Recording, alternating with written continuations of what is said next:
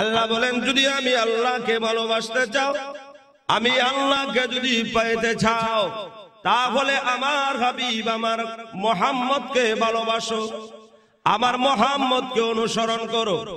আমার প্রাণের ভাইয়েরা, আল্লাহর নবী বিশ্ব নবী রাহমাতুল লিল আলামিন ওই দুনিয়াতে নাই।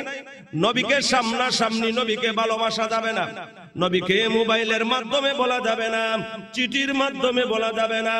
আল্লাহ নবী বিশ্ব নবী রাহমাতুল লিল আলামিন বলেন, সাহাবীরা রে শুনে রাখো, আমি দুনিয়াতে থাকবো না, আমি যদি না থাকি তাহলে তোমরা পথভ্রষ্ট হবে না। দুইটা জিনিস যদি আঁকড়ে ধরে রাখতে পারো, একটা হইল কিতাবুল্লাহ, জোরে কোন সুবহানাল্লাহ, আরো জোরে কোন সুবহানাল্লাহ।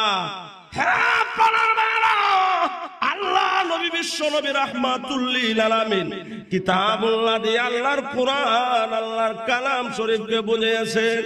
ও বেরাকালের মানুষরা, বাহুবলের মানুষরা, কোরআনে এমন কোন জিনিস নাই মহান আল্লাহ ওই কোরআনে রাখেন নাই, ঠিক না বেঠিক? খুঁজিয়া খুঁজিয়া বাহির করতে হবে। যদি বাহির করতে পারেন তাহলে কোনো অসুবিধা নাই। আমার প্রাণের ভাইয়েরা, আল্লাহ বলেন ওই কিতাব, আল্লাহর হাবিব বলেন কিতাবুল্লাহ, আল্লাহর কোরআনকে তোমরা আঁকড়ে ধরবা।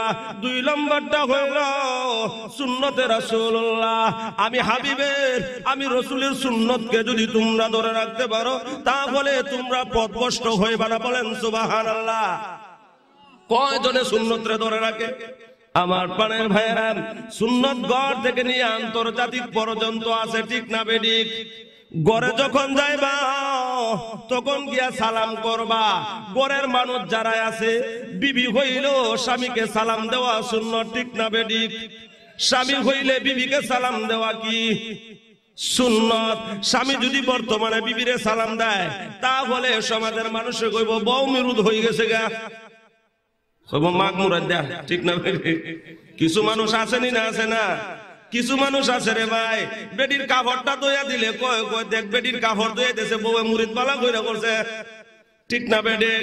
না, নবীর হাদিস এরকম নয়।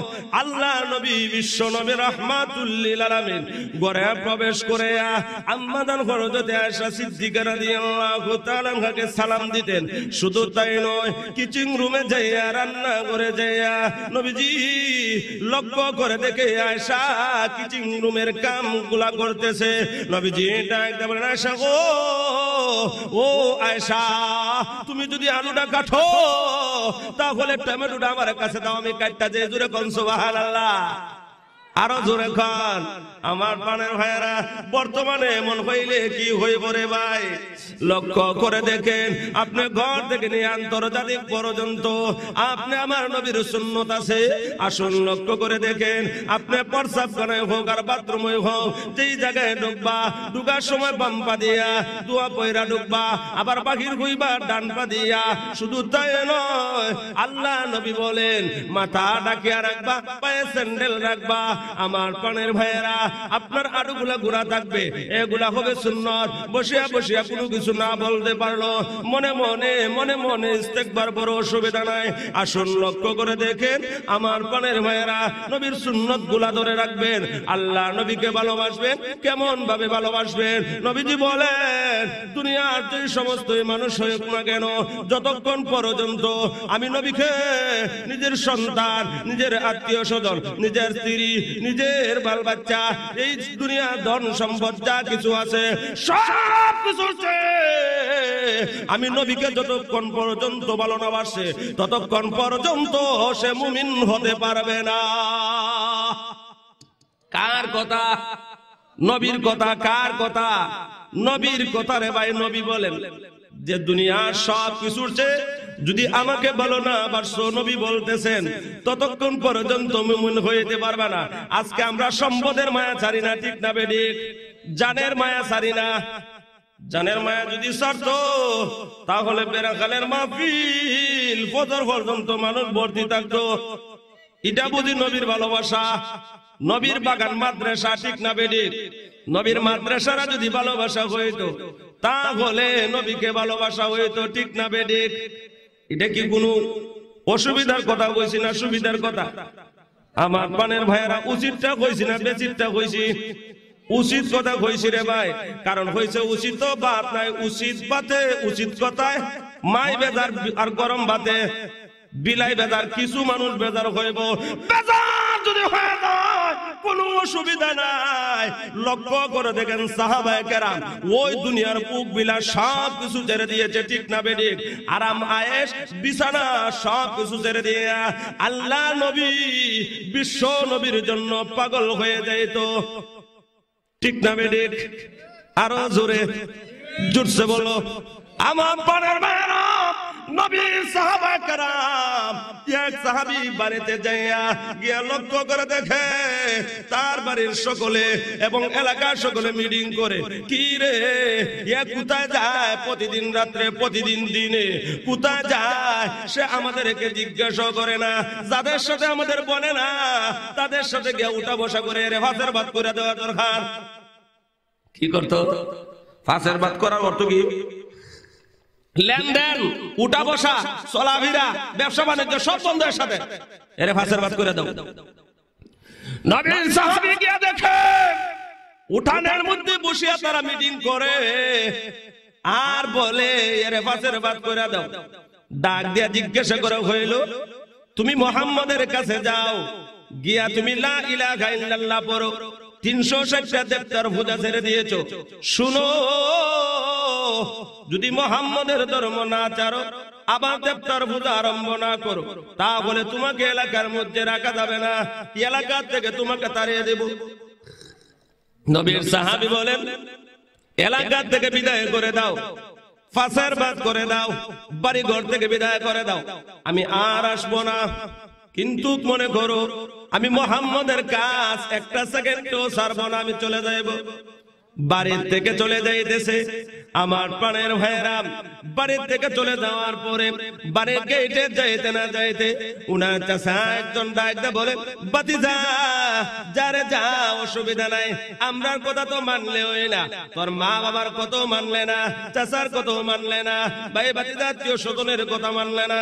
আরে বাতিজা, তোর শরীরে যে কাপড় গুলো আছে ওই কাপড় গুলো আমাদের টাকার কিনা, ওই কাপড় গুলো খুলিয়ে দা, তোরে উলঙ্গ করিয়া ছাড়া হবে। বলেন নাউজুবিল্লাহ। উলঙ্গ হইতে রাজি কিন্তু মুহাম্মাদের দাঁড় ছাড়তে রাজি না, বাড়িঘর ছাড়তে রাজি, মুহাম্মাদের দাঁড় ছাড়তে রাজি না, দুনিয়া সব কিছু ছাড়তে রাজি, লা ইলাহা ইল্লাল্লাহ ছাড়তে রাজি না। একটা রাত আমরা থাকতে রাজি না মাদ্রাসার মাঠের মধ্যে।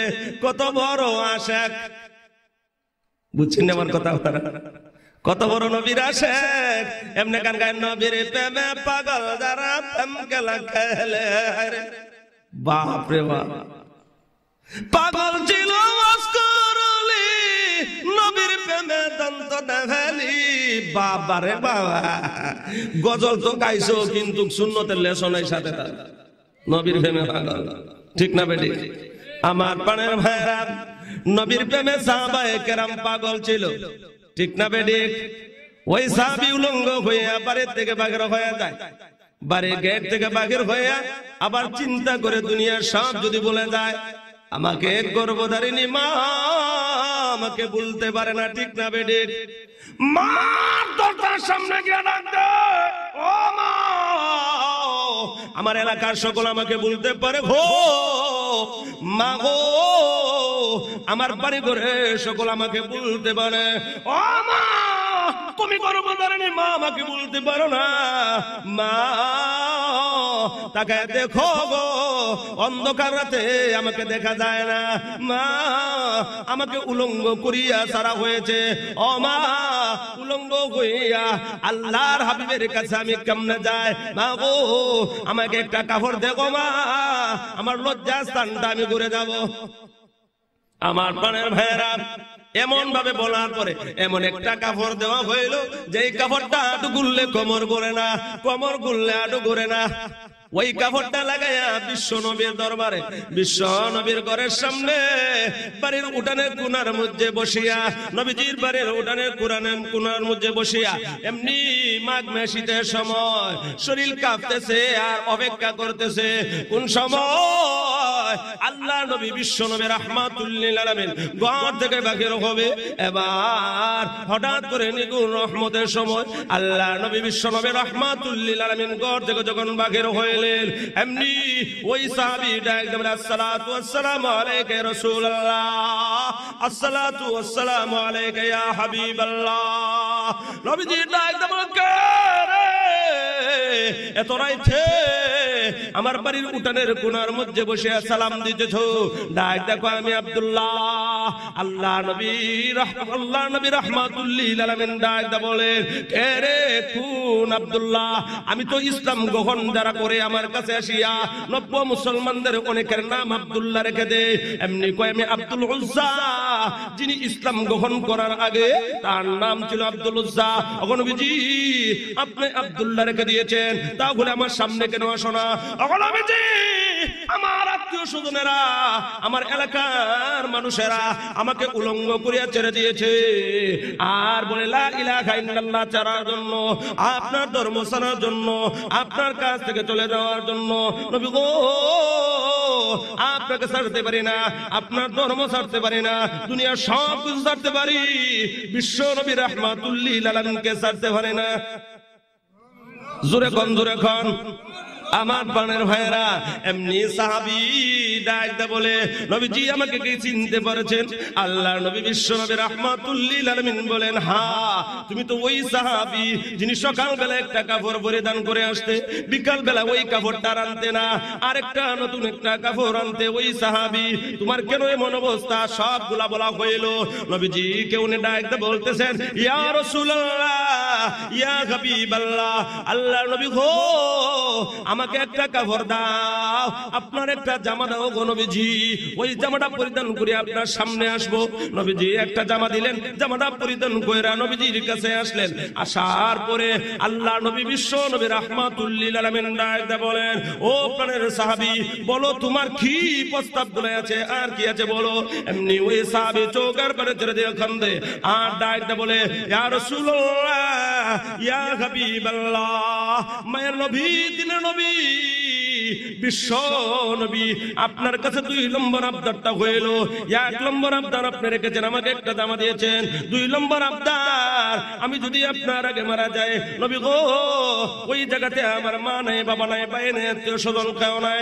ইয়া রাসূলুল্লাহ, যখন আমি মারা যাব আমার গোসল, আমার কাফন দাফন, আমার জানাজা সবগুলা সম্পূর্ণ করিয়া কোন সাহাবায়ে কেরামদের হাতে আমাকে কবরও রাখবেন না, আপনার স্বয়ং নিজের হাতে আমাকে কবরও রাখবে। সাহাবী বললেন, নবী বললেন আলহামদুলিল্লাহ আমি গ্রহণ করলাম। ঘটনাক্রমে আগেই মারা গেলেন, মারা যাওয়ার পরে কবরের মধ্যে সাহাবায়ে কেরাম নামাইতেছেন। এমনি নবীজি চিৎকার মেরে কান্দে আর ডাকতে বলে, প্রাণের সাহাবীরা রে, ও আমার প্রাণের সাহাবীরা, তোমরা আব্দুল্লাহর লাশটা ওই কবরে রাখিও না। আজকে যদি তার বাবা মুসলমান হইতো, তার ভাই, তার আত্মীয় স্বজন মুসলমান হইতো, অথবা নয় হোক যদি তারা থাকতো, তার লাশটা কবরে রাখতো, ওই জায়গাতে আব্দুল্লাহর লাশটা আর খেয়াল রাখবা না, আমার হাতে দেও রে, আমি কবরে নামবো, আব্দুল্লাহর লাশটা স্বয়ং আমি নবীজি রাখবো।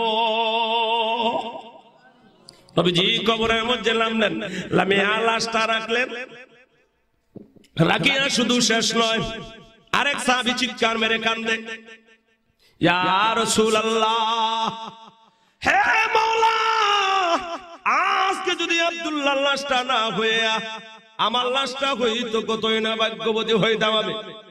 আব্দুল্লাহ যাকে কবরে রাখা হইল সে তো জান্নাতি হয়ে গেছে, যেই কবরে নবীজি নামলো ওই কবরের আযাব মাফ হয়ে গেছে। যার শরীরে আল্লাহ নবী বিশ্ব নবী রাহমাতুল লিল আলামিনের হাত লেগেছে, তার শরীরটা জান্নাতি হয়ে গেছে। আজকে যদি ওই আব্দুল্লাহর লাশটা না হইয়া আমার লাশটা হইতো, কতই না আমি ভাগ্যবান হইতাম। আমার প্রাণের ভাইয়েরা, ওই সাহাবায়ে কেরাম নবীকে মহব্বত করত। আজকে আমরা যদি মহব্বত দেখাইতে হয়, মাদ্রাসার সাথে মহব্বত লাগাইতে হবে, আলেম ওলামার সাথে মহব্বত লাগাইতে হবে। যতই দুষ থাকো দুষ দেখার দরকার নয়, কারণ হইছে এরা আল্লাহর নামে এক নাম ঠিক না বেডে। আরো জোরে কন আমার প্রাণের ভাইয়েরা, দোষ দেখার দরকার নয়, দোষ হইলে আল্লাহ জানে ঠিক না বেডে। পরার দোষ যদি নিজে ডাকিয়ে রাখি রে ভাই, তাহলে নিজের দোষ আল্লাহ ডাকিয়ে রাখবো, ঠিক না বেডে আমার প্রাণের ভাইয়েরা। আর দুয়ার মধ্যে বলতে পারবেন আল্লাহ তো বলছেন যারা নাকি আমাকে খুঁজবে, আমার হাবিবকে খুঁজিয়া, তাহলে তাদের লাভ কি হবে? ওয়ায়াগফির লাকুম যুনুবাকুম ওয়াল্লাহু গফুরুর রহিম।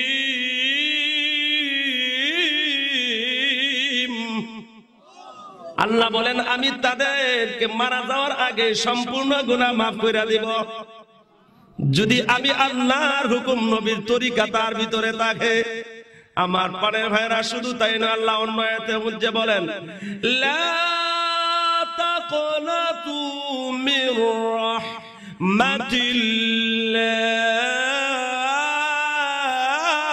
রাহমাতিল্লাহ। ওরে আমার বান্দা বান্দিরা, আমার রহমত থেকে নয়রাশ হয় না। বান্দারে, তুমি গুনাহ করেছো ওই জমিন পরিমাণ, গুনাহ করেছো আকাশ পরিমাণ, গুনাহ করেছো তামাম পৃথিবী পরিমাণ, আটলান্টিক মহাসাগরের পানি পরিমাণ যদি গুনাহ করে থাকো, আর আমি আল্লাহর কাছে চাওয়ার মতন চাও, আমি আল্লাহ মাফ করে দিব। আমার প্রাণের ভাইয়েরা, শিরিক ছাড়া যত গুনাহ আছে আল্লাহর কাছে চাইবেন। অনেক গুনাহ আছে আমরা নিজেই জানি, কিন্তু আর কেউ জানে না, ঠিক না বেঠিক? আল্লাহর কাছে হাতটা তুলে যদি বলেন আল্লাহ তোমার নাম সাত্তার, আমি গুনাহগার, আল্লাহ সাত্তার নামের খাতিরে যে গুনাহগুলাকে ডেকে রেখেছো, গাফফার নামের খাতিরে আমার গুনাহগুলাকে মাফ করে দাও। বেরাখালের ভাইয়েরা, ও বেরাখালের বোনেরা, শুধু তাই নয়, আল্লাহর কাছে কাকুতি মিনতি করবেন। অনেক সময় কাকুতি মিনতি করলেও অনেকে অনেকরে মাফ করে দেয়, আর যদি বুক ফুলাইয়া কয় তাহলে এটা মাফ করলেও করে না, ঠিক না বেটি? আল্লাহর কাছে বলবেন তুমি সারা কারো কাছে আল্লাহ করিম রোদন, তুমি সারা কে বুঝিবে আমরার অন্তরের বেদন।